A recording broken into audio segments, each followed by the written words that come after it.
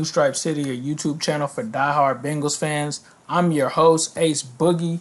If you're new here, be sure to subscribe. If you love the Bengals, like the Bengals, whatever, subscribe.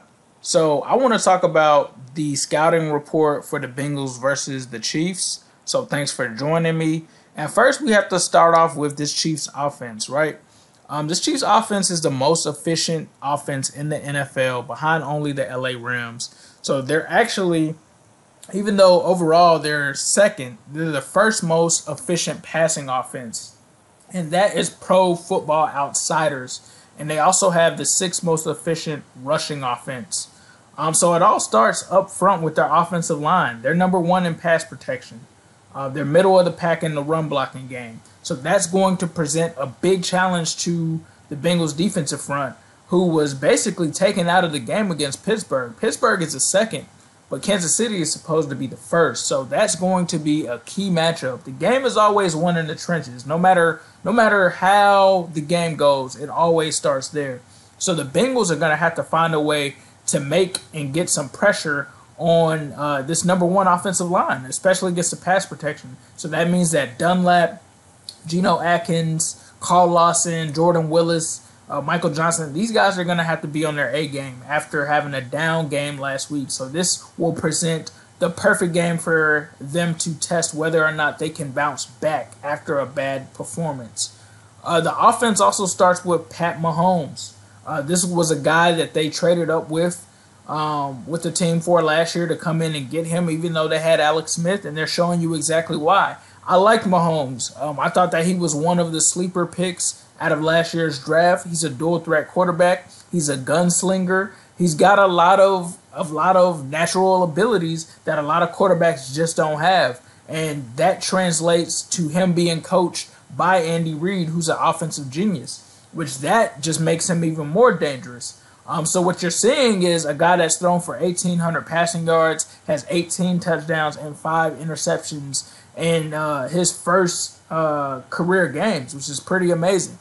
So he brings a whole nother threat to this offense. He makes Tyreek Hill so much scarier because that arm gets paired with that speed, and they're able to open up this offense. Kareem Hunt returns after being a guy that was a great pick for them from the Ohio area. Most people, including Fatal Content, would probably say he's my twin, but he's a good running back. He's a guy that can catch out of the backfield. He's a guy that can run. Obviously, he's rushed for 456 yards and 4 touchdowns, and that's a big part of what they do. They run a real balanced attack. Not only do they throw the ball, they also run the ball. And then you have Travis Kelce. That's where it really gets nasty, which I can make an argument right now that Travis Kelce might be the best tight end in the league. He's obviously out of UC, but 468 receiving yards and 3 touchdowns through the first quarter of the season. I mean, this guy is having a hell of a season. Travis Kelce is definitely going to be a problem for the Bengals. He's been a problem for every team basically this season that has faced the Kansas City Chiefs. And that's one of the key components of that offense. A lot of people like to talk about Tyreek Hill, but Travis Kelce is one of the biggest threats there. And then, like I said, segue right into Tyreek Hill.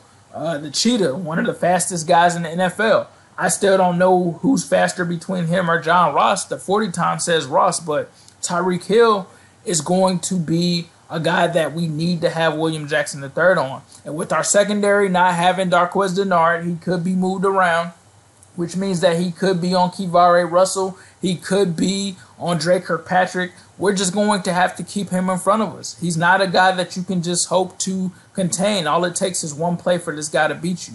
And with 567 receiving yards and 6 touchdowns, he needs to be your main focus. So he's a guy that can hurt us. All over this offense, there are weapons that can hurt us. Their second guy is Sammy Watkins. This is another guy that has speed. This is another guy that was a top 10 draft pick. The Bills basically mortgaged their future on this guy, and he's their second receiver. You also have Chris Conley, another guy out of Georgia who's quietly having a good season, and it's probably because they have so many guys out there on. You also look at their defense, and that's where the chink in the armor comes up. Their defense is ranked 18th against the pass, but overall they rank 32nd. So They're sneaky good against number 1 and number 2 receivers, but against the tight ends and running backs, they're horrible. Justin Houston is out. They're horrible against the run. So this is going to be a game where Joe Mixon needs to have his shares. So let me know what you guys think in the comments. And as usual, I'll leave you with a who day, all day, every day, and especially on Sunday.